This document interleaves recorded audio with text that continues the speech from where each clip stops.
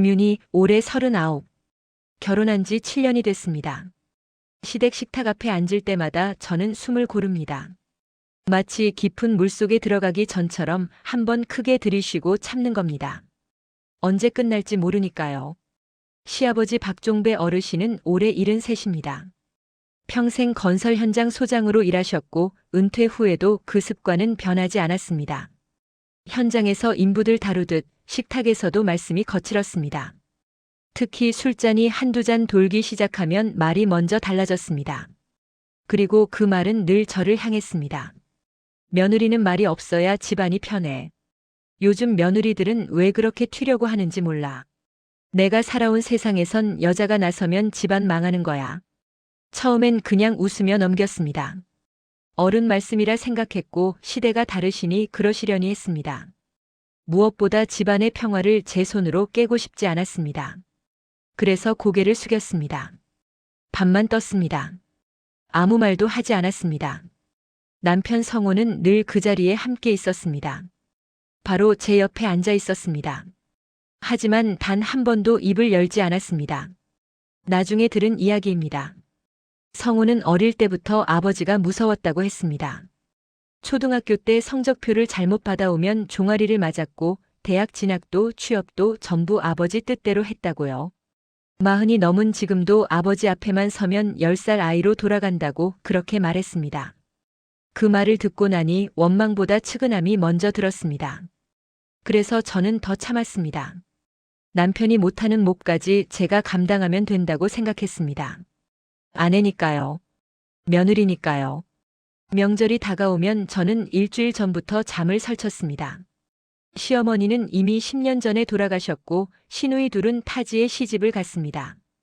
결국 명절 상차림은 온전히 제 몫이었습니다. 새벽 5시에 일어나 전을 부치고 나물을 무치고 탕을 끓였습니다. 허리가 끊어질 것 같아도 티를 내지 않았습니다. 그런데 시아버지는 상을 받으시고도 이렇게 말씀하셨습니다. 우리 어머니는 이것보다 더했어. 요즘 며느리들은 이것도 힘들다고 난리지. 그 말 한마디에 일주일치 피로가 한꺼번에 쏟아지는 것 같았습니다. 눈물이 차올랐지만 꾹 참았습니다. 울면 지는 거라고 그렇게 배웠으니까요. 그날 밤 설거지를 하다가 혼자 부엌에서 울었습니다. 소리 없이 아무도 모르게. 그때 저는 믿었습니다. 참는 게 어른이라고. 견디는 게 현명한 거라고. 하지만 그건 틀린 믿음이었습니다. 저는 아직 그걸 몰랐습니다. 시간이 지나면 나아질 줄 알았습니다. 서로 정이 들면 세월이 쌓이면 조금은 부드러워지실 줄 알았습니다. 하지만 틀렸습니다. 말은 점점 더 거칠어졌고 선은 자꾸만 넘어왔습니다. 윤희야, 여자는 나이 들면 관리를 해야지. 살이 좀 빠지면 보기 좋겠네. 요즘 왜 이렇게 부었어? 시아버지는 웃으면서 말씀하셨습니다. 농담처럼 가벼운 충고처럼. 하지만 저는 웃을 수가 없었습니다. 39, 아이 둘을 낳고 키우면서 제 몸은 예전 같지 않았습니다. 새벽에 도시락 싸고 아이들 학교 보내고 집안일하고 시댁 챙기고 거울 볼 시간도 없이 하루가 지나갔습니다. 그런 저에게 던지는 말이 그것이었습니다. 속으로 삼켰습니다. 어른이시니까. 술 드시면 원래 저러시니까. 내가 예민한 거라고 스스로를 다독였습니다. 그런데 어느 순간부터 말만이 아니었습니다. 추석 연휴였습니다. 제가 부엌에서 송편을 빚고 있는데 시아버지가 들어오셨습니다. 그리고 제 머리를 툭툭 치셨습니다. 우리 며느리 고생한다, 고생해. 처음엔 그냥 어색하게 웃었습니다. 칭찬이시려니 격려하시는 거려니 생각했습니다. 하지만 그 일은 반복됐습니다. 식사 중에 제 어깨를 툭툭 건드리시고 설거지하는 제 등을 쓱 쓸어내리셨습니다. TV 보다가 옆에 앉으시더니 제 무릎을 툭툭 치시기도 했습니다. 온몸에 소름이 돋았습니다. 불쾌했습니다. 하지만 뭐라 말할 수가 없었습니다. 시어머니가 안 계시니 제가 딸처럼 챙겨드려야 한다고 그렇게 생각했으니까요. 어른의 애정 표현이시려니 그렇게 넘기려 했으니까요. 그러던 어느 날 저녁 식사 자리에서였습니다. 시아버지가 또 제 머리를 툭툭 치셨습니다. 저는 슬쩍 피했습니다. 그랬더니 시아버지가 웃으시며 말씀하셨습니다. 야, 왜 피해? 이건 애정 표현이야. 내가 너 미워서 그러는 줄 알아? 그 말이 더 모욕이었습니다. 애정이라는 이름으로 포장된 그 손길이 저는 너무 싫었습니다. 저도 모르게 남편을 바라봤습니다. 제발 한마디만 해달라고 눈으로 애원했습니다. 하지만 성호는 고개를 숙인 채 밥만 떴습니다. 마치 아무것도 보지 못한 사람처럼, 아무것도 듣지 못한 사람처럼. 그 순간 가슴속에서 무언가가 꺼졌습니다. 아, 이 집에서 나를 지켜줄 사람은 아무도 없구나. 결혼할 때 남편이 했던 말이 떠올랐습니다. 내가 평생 지켜줄게. 그 약속은 어디로 간 걸까요? 그날 밤 저는 처음으로 휴대폰 녹음 버튼을 눌렀습니다. 아무도 나를 지켜주지 않는다면 나라도 나를 지켜야 했으니까요. 그날은 양가 부모님이 함께 식사하는 날이었습니다. 1년에 한두 번 명절이 아닌 날 얼굴 보자며 모이는 자리였습니다. 장소는 시아버지가 정하셨습니다. 본인이 단골로 다니시는 한정식 집이었습니다. 내가 쏜다는 말씀과 함께요. 저는 며칠 전부터 걱정이 됐습니다. 시아버지와 친정아버지가 한자리에 앉는 게 늘 불안했습니다. 두 분의 성격이 너무 달랐으니까요. 제 친정아버지 김도현 올해 71입니다. 평생 말수가 적은 분이셨습니다. 젊은 시절엔 유도 상비군까지 하셨지만 그 시절 이야기를 스스로 꺼내신 적이 없습니다. 늘 묵묵히 일하시고 조용히 가족을 지키신 분입니다. 어머니가 일찍 돌아가시고 아버지 혼자 저와 동생을 키우셨습니다. 새벽에 식당 가서 일하시고 저녁엔 저희 밥 차려주시고 단 한 번도 힘들다는 말씀 안 하셨습니다. 그게 아버지의 사랑 방식이었습니다. 그런 아버지가 시아버지 앞에서는 더 작아지셨습니다. 사돈이라는 이름 때문에, 딸을 시집 보낸 아버지라는 위치 때문에 늘 먼저 인사하시고 먼저 술잔 올리시고 조심스럽게 말씀하셨습니다. 그날도 마찬가지였습니다. 아버지는 구석 자리에 앉으셨고 시아버지는 상석에 앉으셨습니다. 저는 아버지 옆에 앉았습니다. 오랜만에 보는 아버지 얼굴이 더 수척해지신 것 같아 마음이 아팠습니다. 식사가 시작되고 술이 몇 순배 돌았습니다. 분위기가 나쁘지 않았습니다. 저는 조금 안심했습니다. 하지만 그건 착각이었습니다. 시아버지의 목소리가 점점 커지기 시작했습니다. 익숙한 패턴이었습니다. 사돈, 우리 며느리가 요즘 살이 좀 쪘어요. 며느리는 집안의 얼굴인데 관리를 해야지. 저는 고개를 숙였습니다. 얼굴이 화끈거렸습니다. 친정아버지 앞에서 이런 말을 들으니 더 창피했습니다. 아버지는 아무 말씀 없이 반찬만 드셨습니다. 하지만 젓가락 쥔 손이 미세하게 떨리는 게 보였습니다. 시아버지의 말은 계속됐습니다. 요즘 며느리들은 버릇이 없어.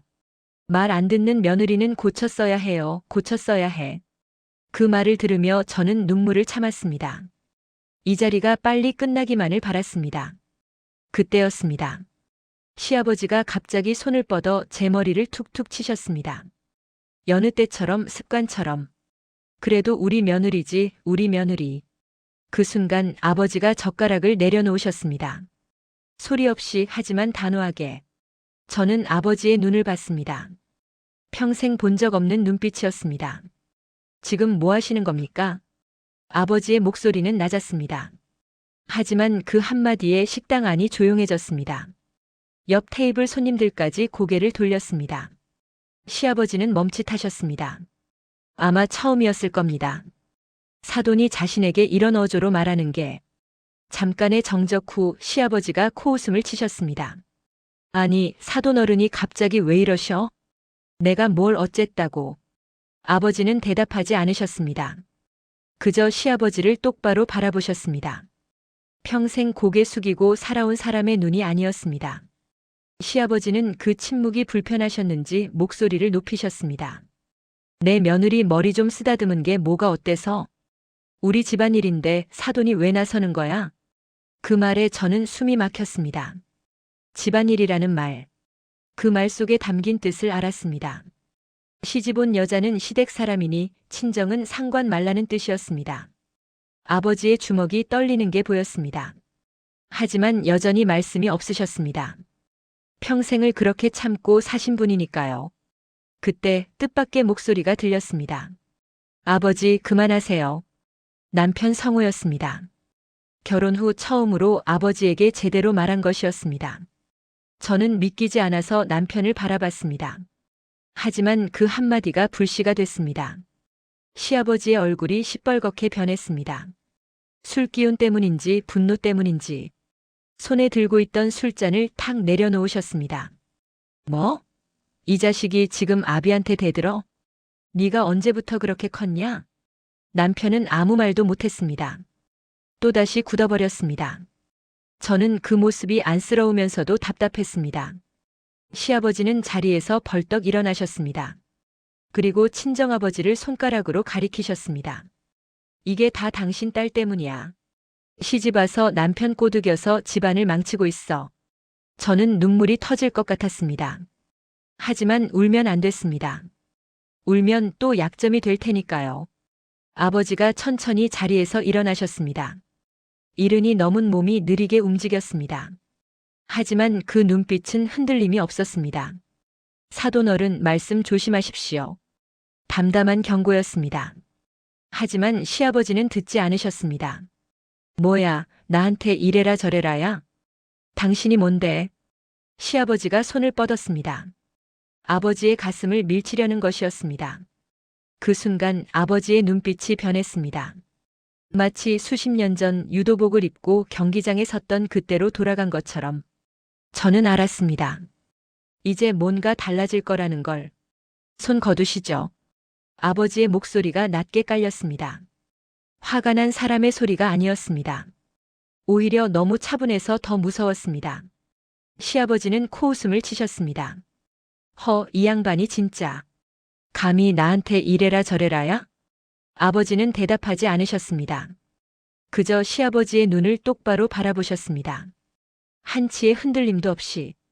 시아버지는 그 눈빛이 불편하셨는지 더 거세게 나오셨습니다. 야, 내가 누군지 알아? 건설 현장에서 인부 수백 명 부리던 사람이야. 그러면서 다시 손을 뻗으셨습니다. 이번엔 아버지의 멱살을 향해. 그 순간이었습니다. 아버지의 몸이 반사적으로 움직였습니다. 생각보다 빨랐습니다.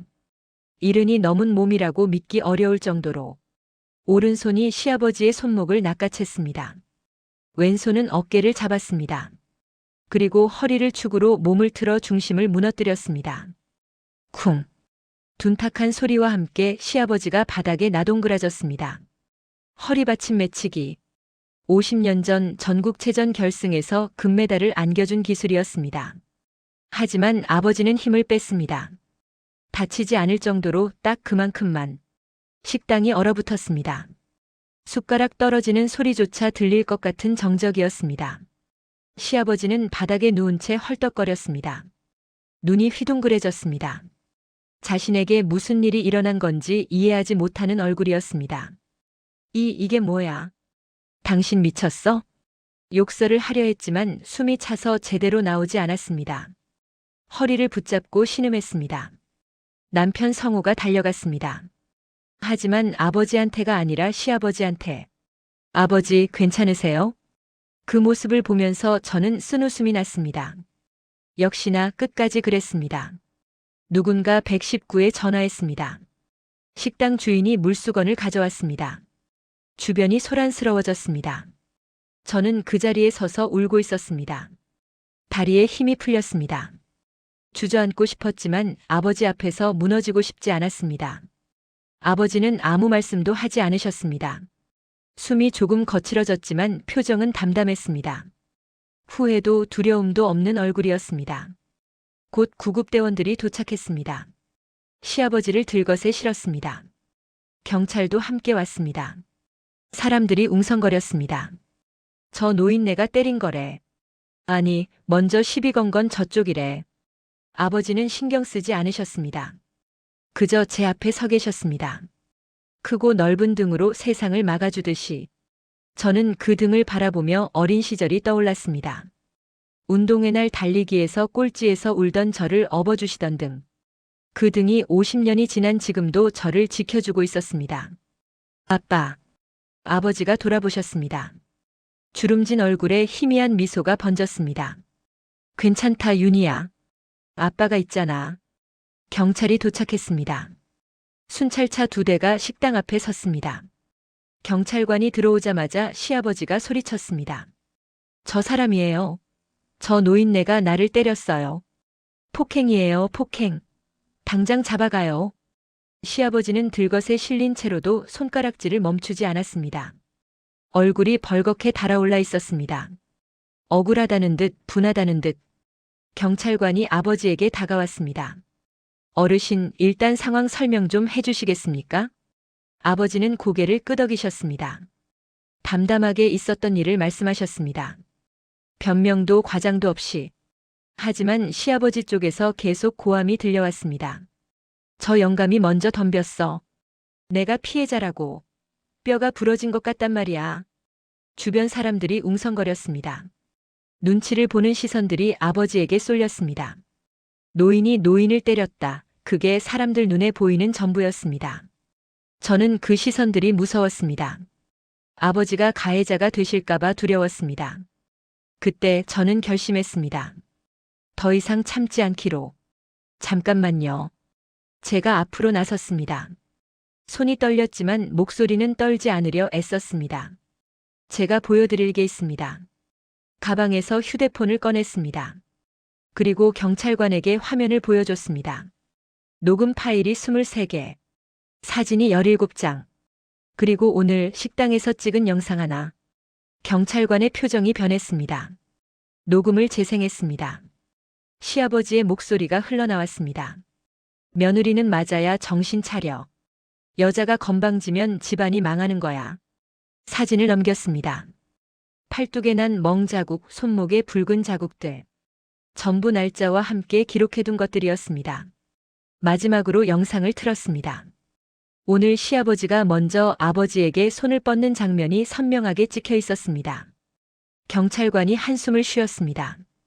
그리고 시아버지를 바라봤습니다. 눈빛이 완전히 달라져 있었습니다. 어르신, 이건 상습 폭언과 폭행 정황입니다. 오늘 건도 선제 폭행은 어르신 쪽이시네요. 시아버지의 얼굴이 하얗게 질렸습니다.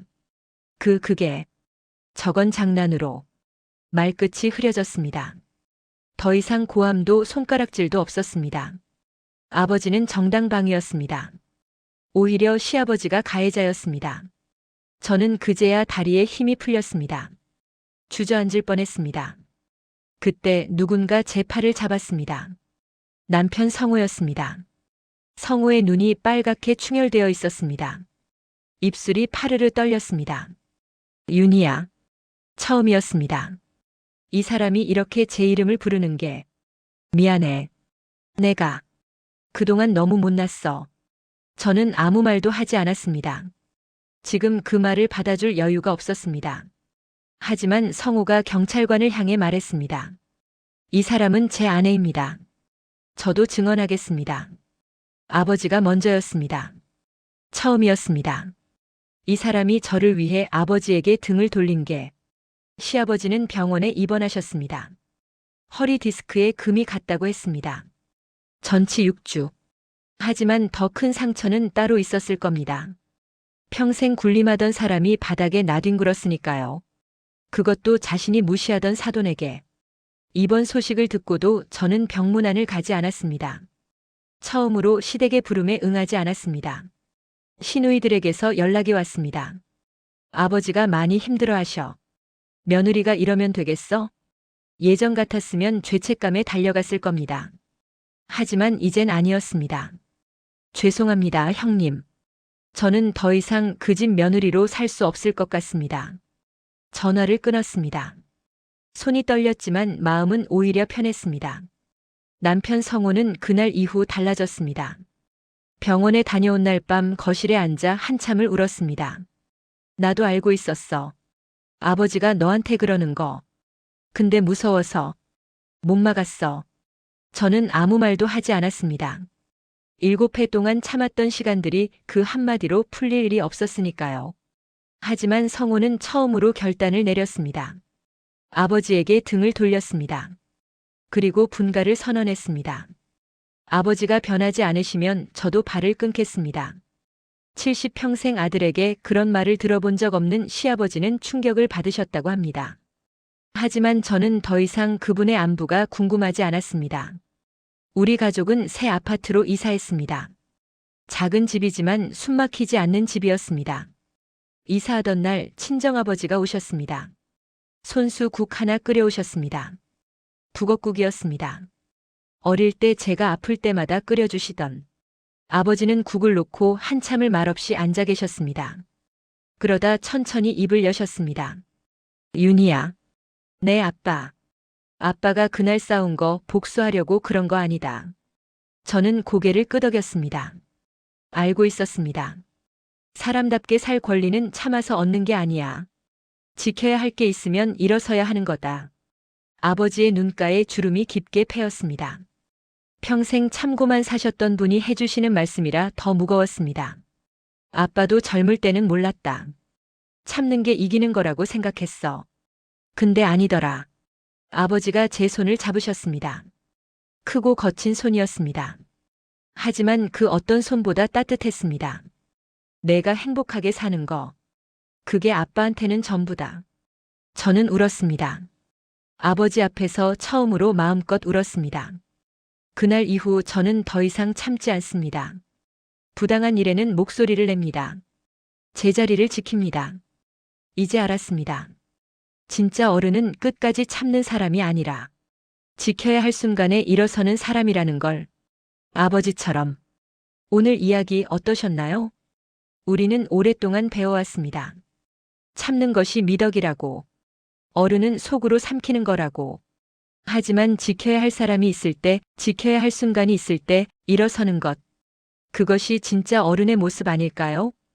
오늘 영상 속 아버지처럼 묵묵히 사랑하고 끝내 일어서는 그런 분들께 이 이야기를 바칩니다. 여러분의 구독과 좋아요는 은빛 인생극장이 더 좋은 이야기를 전해드릴 수 있는 큰 힘이 됩니다. 알림 설정까지 해주시면 새로운 이야기를 가장 먼저 만나실 수 있어요. 오늘도 영상 끝까지 함께 해주셔서 진심으로 감사드립니다. 은빛 인생극장은 여러분의 인생 이야기를 응원합니다. 그럼 다음 이야기에서 또 뵙겠습니다.